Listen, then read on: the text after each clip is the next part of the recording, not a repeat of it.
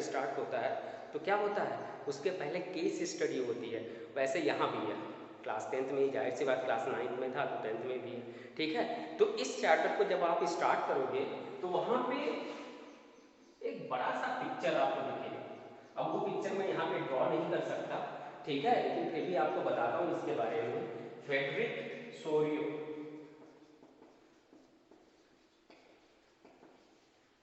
ठीक है, ये क्या थे, एक फ्रेंच आर्टिस्ट थे, फिलोसोफर थे, ठीक है, पेंटर थे, बहुत ही फेमस, ठीक है। इन्होंने एक पिक्चर ड्रॉ किया 1848 आई गेस, शायद आप चेक कर लेना।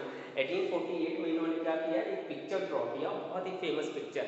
इसमें आप लोग ये सुन लो, स्टैचू ऑफ लिबर्टी यूएस का मैनहट्टन डाउनटाउन आपको लगा हुआ है और वर्ल्ड वाइड फेमस है। तो स्टैचू ऑफ लिबर्टी फ्रांस का कॉन्सेप्ट था। Even the statue of liberty जो मैनहट्टन न्यूयॉर्क में लगा हुआ है वो यूएस को गिफ्ट किया था, फ्रांस ने गिफ्ट किया था, ठीक है।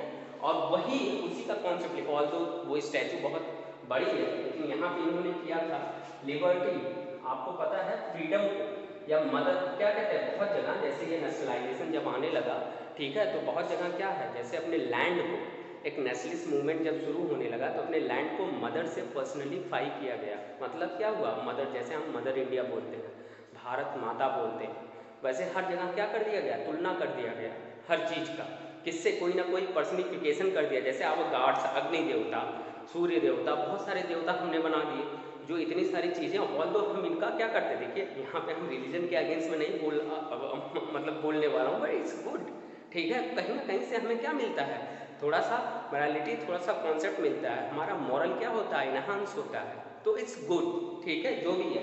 तो वैसे यहाँ पे हुआ, ठीक है, फ्रांस वालों ने क्या किया, जर्मनी वालों ने क्या किया, जर्मनी भी, हम बहुत सारी इसी चैप्टर में देखेंगे कि कैसे कैसे लोगों ने अपने लैंड को क्या कर दिया गया, एक माता का दर्जा दे दिया, फादर माता जो भी है, कई लोगों ने फादर बोला, कई लोगों ने माता बोला या मदर बोला, ठीक है। तो वैसे लिबर्टी की भी एक क्या बना दी गई, पर्सनलिफिकेशन कर दिया गया, पर्सनलिफिकेशन, ठीक है। और यहाँ पे एक लेडी को खड़ा कर दिया। अब फोटो में देखना कैसे ड्रॉ करूँ, वो मैं समझ में नहीं आ रहा, मेरी ड्राइंग बहुत गंदी है, ठीक है। तो यहाँ पे आप देखोगे, ठीक है, कि इनका एक हैंड, देखो फिगर के बारे में मैं थोड़ा सा आपको क्लू दे रहा हूँ, यही सारी चीज़ें शुरुआत करती हैं इस चैप्टर का, कि उस टाइम जब ये नेशनलिज्म का मूवमेंट या यूरोप के लोग सोचते क्या थे और कैसे ये सारी चीज़ें आई।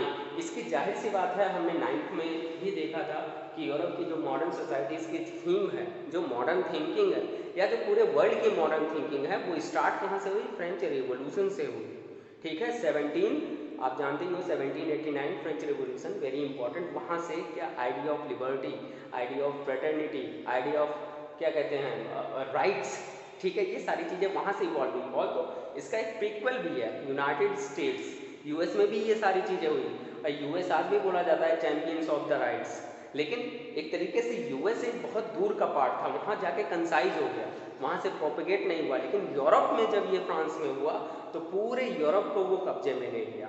हम देखेंगे कैसे ले लिया और उसी का इम्पैक्ट इंडिया पे कैसे आया, और पूरी दुनिया जो आज हम देख रहे हैं वो कैसे एक नेशन स्टेट में कन्वर्ट हो गई, ठीक है। तो इनके एक हाथ में क्या है, दो हाथ हैं, ठीक है, ऐसे एक हाथ में टॉर्च है, जिसको क्या बोला जाता है, torch on enlightenment, torch of enlightenment, मतलब हाँ, इंपॉर्टेंट अपडेट, आपका ये इस साल एसएसटी इंग्लिश में होगा, ठीक है, हिंदी में नहीं होगा। इस साल पूरा सिलेबस आपका इंग्लिश में चलेगा, कि आप तो आप जब बुक भी आप परचेज करोगे तो इंग्लिश में परचेज करना वेरी इंपॉर्टेंट, ठीक है। Torch of enlightenment, in one hand ऐसे ऊपर, ठीक है, कि हम जागृत हो गए हैं। अब हमें क्या चाहिए, हमें स्वतंत्रता चाहिए, हमें क्या चाहिए, हमें लिबर्टी चाहिए, हमें राइट्स चाहिए, हमें इक्वलिटी चाहिए, एनलाइटनमेंट का टॉर्च। दूसरे हाथ में books of rights, books of citizen rights.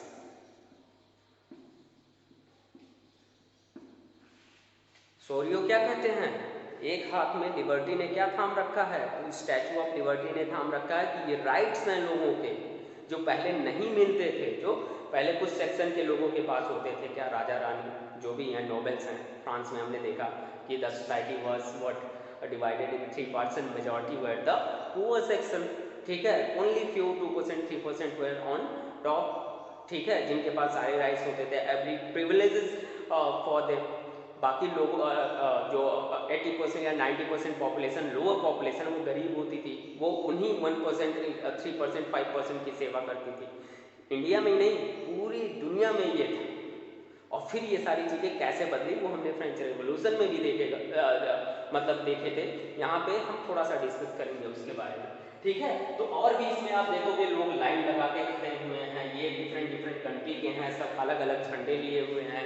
मतलब क्या किए, झंडे सब लोग बनाए, आप जानते हो झंडा बहुत इंपॉर्टेंट, ठीक है। सारी चीज़ें अलग, कोई जर्मनी का, कोई स्पेन का, कोई ऐसे। ये जो पूरा डायग्राम सोनियो ने बनाया है, पूरा पिक्चर बनाया है, वो पूरे यूरोप को डिपिक्ट किया है, ठीक है। और यहाँ पे भी एक नीचे दिखाया, आप देखना कि ऐसे सब राजा का जो पहले रजवाड़ा मीन्स किंगडम हुआ करता था, वो बिखर गया है, that is no more exist, ठीक है। सब कुछ हो गया क्योंकि अब एनलाइटनमेंट हो गया है। अब हमें क्या चाहिए, राइट चाहिए, ये सारा कॉन्सेप्ट नहीं चाहिए, हमें रिपब्लिक चाहिए, हमें एक डेमोक्रेसी चाहिए। The most important, democracy is already there in US, पहले से ही पहुंच चुका अमेरिका में, means the concept of democracy now evolve and it is running in US. So the idea of republic was there कि हमें एक written constitution, all these things, एक law चाहिए जिसके अकॉर्डिंग सारी चीजें हों, ठीक है। तो बहुत ही इंपॉर्टेंट है। तो ये डायग्राम आप देखना, इसमें दिखाया हुआ कि कैसे छोटे छोटे ग्रुप अपने राइट्स के लिए बात करना शुरू किए, ठीक है। अब यहाँ पे एक आता है कि ये छोटे छोटे लोग, जर्मनी क्या था, फ्रांस क्या था, ये था क्या, ठीक है। ये आइडिया समझना हमें बहुत जरूरी है। और यहीं पे आता है,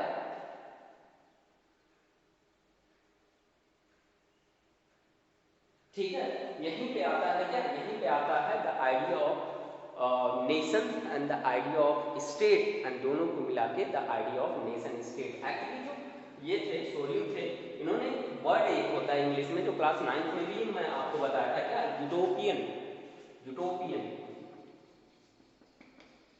ठीक है। तो मैं ये कहूँगा क्या, सोरियो का ये यूटोपियन ड्रीम था, यूरोप ऐसा हो जैसा उन्होंने पिक्चर में डिपिक्ट किया। Utopian means everything just perfect, कोई चीज़ उसमें खराब ना हो। यूटोपियन एक आइडियल सिचुएशन होता है जहाँ पे सारी चीज़ें क्या हो, परफेक्ट हो। तो सोरियो क्या किए कि यूटोपियन होना चाहिए, यूरोप में सब कुछ परफेक्ट होना चाहिए, बट अभी आज भी नहीं, अभी देखो बम फूट जाते हैं यूरोप में, क्या क्या नहीं होता है यूरोप। ऑल्दो आज के टाइम में एक आइडियल बन चुका है, लेकिन आइडियल कोई चीज़ हो सकती है, एब्सोल्युटली नो।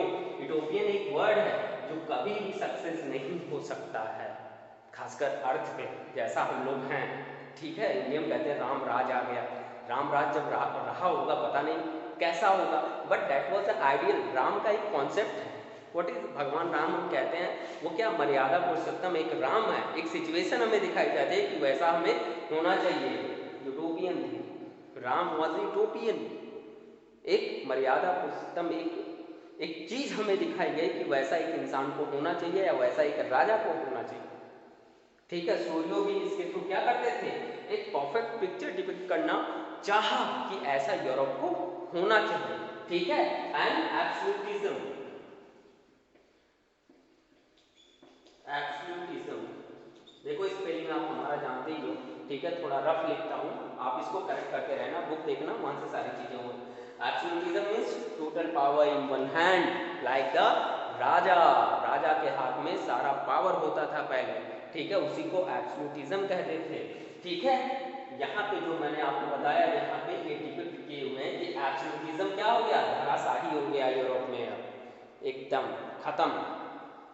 सोरियो का ये कहना था, ऑल्दो ये 1848 में सारी चीज़ें स्टार्ट हो चुकी थी, ये 1848 में इन्होंने ये डायग्राम बनाया, तब तक ये सारी चीज़ें यूरोप में इन प्रोसेस था, जर्मनी का एकीकरण हुआ, फ्रांस का रिवोल्यूशन हो चुका था, बहुत सारी चीज़ें चल रही थी, Europe was in churning motion, इधर से उधर, उधर से इधर। अभी हम इस चैप्टर में पढ़ेंगे कि एक बार किसका कॉन्सेप्ट आता था, एक बार डेमोक्रेसी या क्या यूरोप में वो आता था, डेमोक्रेसी आता था या फिर रिपब्लिक, दोनों एक साथ मिक्स करके एक बार इस्टेब्लिश होता था, तो अगले ही 10-12 सालों बाद फिर कोई क्या आ जाता था, तानाशाह आ जाता था।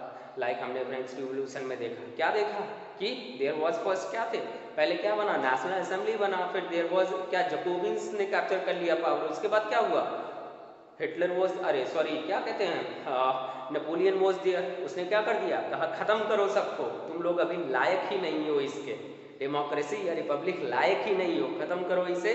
और उसने फिर क्या किया, एक तानाशाही सिस्टम को इस्टेब्लिश किया।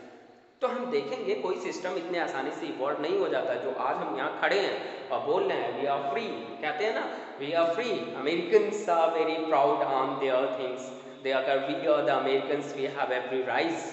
ठीक है, अमेरिकन्स अपने आप को क्या फील करते हैं, दुनिया के सबसे बड़े चैंपियन हम हैं, हर जगह वो कहते फिरते हैं। ठीक है, ये कैसे इवॉल्व हुआ, ऐसे नहीं इवॉल्व हो गया कि एक ही बार एक सिस्टम खत्म हुआ उसके बाद दूसरा सिस्टम इस्टेब्लिश हो गया। इसमें टाइम लगा, एक बार एक सिस्टम आया, फिर दूसरा आया, फिर आया, फिर आया, फिर आया, उसके बाद जाके एक refined and defined system establish हुआ। ठीक है, तो ये टोटल किसका कॉन्सेप्ट था, सोरियो का फर्स्ट पिक्चर का कॉन्सेप्ट था, इसमें अलग अलग लोग हैं। ठीक है, अब हम सबसे पहले यहाँ पे क्या डिफाइन करेंगे, क्या था पहले का कॉन्सेप्ट क्या था, और ये जो नेशनलिज्म की हम बात कर रहे हैं उसका कॉन्सेप्ट क्या है। तो इसमें सबसे पहले मैं आपको दो चीजें बताना चाहूंगा, वो कि स्टेट्स, ठीक है, एक राज्य क्या होता है, और फिर नेशन का कॉन्सेप्ट आया, एक राष्ट्र क्या होता है, वेरी इंपॉर्टेंट। एक राज्य क्या होता है, एक राष्ट्र क्या होता है, दोनों को मिला दो। जो आज सारी कंट्रीज हैं वो एक नेशन स्टेट हैं आज। ये नेशन स्टेट कॉन्सेप्ट आया ऑनवर्ड 19वीं सेंचुरी, उसके पहले नहीं था। उसके पहले क्या था, राज्य था। कैसे था देखते हैं।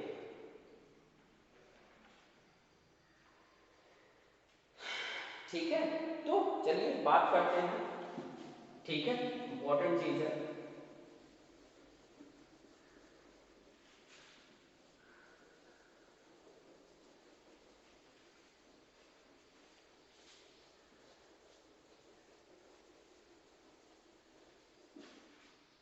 क्या था राज्य,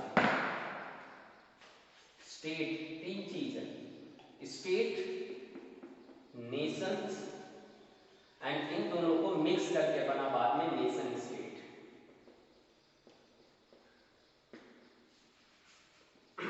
कैसे समझाऊं आपको, चलो चलते हैं कहाँ, एंशिएंट इंडिया। इंडिया का हम क्योंकि इंडियंस हैं तो इंडिया की बात हम करते हैं, यूरोप की बात नहीं करते हैं। जो पुराना सिस्टम था हमारा, जो रिकॉर्डेड सिस्टम है वो क्या, Indus valley civilisation, Indus valley civilisation. यहाँ से बात करें तो इसका भी बहुत ज़्यादा नहीं है हमारे पास, जो भी हम क्या एग्जीक्यूशन किए उसमें जो कुछ चीज़ें निकली उसी के अनुसार हम देखते हैं। लेकिन इसका मैं आपको शायद कभी 9th में भी जिक्र जरूर किया होगा कि इसका जो क्या है, जो भी डॉक्यूमेंट्स या जो भी चीज़ें पिक्टोरियल फॉर्म में जो भी चीज़ें लिखी हुई हैं वो पिक्टोरियल फॉर्म में है, एंड स्टिल वी आर क्या कर रहे हैं, हम उसे डेसिफर नहीं कर पाए हैं। वो जो भी चीज़ें हैं वो क्या पिक्टोरियल फॉर्म में लिखी हुई हैं, हम उसको पढ़ नहीं पाए हैं। ठीक है, एंशियंट सोसाइटी में मेसोपोटामिया वॉज देयर, ठीक है, इजिप्शियन सोसाइटी वॉज देयर, लेकिन कितना लकली कि इजिप्शियन सोसाइटी में जो चीज़ें लिखी थी उसको हमने पढ़ लिया, उसको हमने समझ लिया, but Indus valley civilisation still we are working on it. अब जब हम उस चीज़ को जो लिखा हुआ है, जो सारी चीज़ें हैं बहुत जगह पिक्टोरियल फॉर्म में है, उसको हम कंसीडर करते हैं वो कुछ ना कुछ लिखा हुआ है। जब समझ लेंगे तो इसके बारे में हमें कुछ और ज़्यादा आइडिया मिल जाएगा कि इंडस वैली की सोसाइटी कैसी थी, किन लोगों को वो पूजा करते थे, मानते थे, या क्या होता था, वो सारी चीज़ें। अभी तो बस हमने गेस किया कि एक मूर्ति मिल गई, हाँ ये मूर्ति की कोई ना कोई पशुपति की होगी और इसकी वो लोग पूजा करते थे, but there is no record. ठीक है, हमने बस एक क्या किया, एक फाइन गेस किया है कि ऐसा होगा। लेकिन जब जो चीज़ें रिटन हैं वो हम समझ जाएंगे कि ये यही है, तब हमारे लिए और आसान हो जाएगा उस चीज़ को समझना। तो इसको छोड़ते हैं, हम आगे चलते हैं वैदिक पीरियड।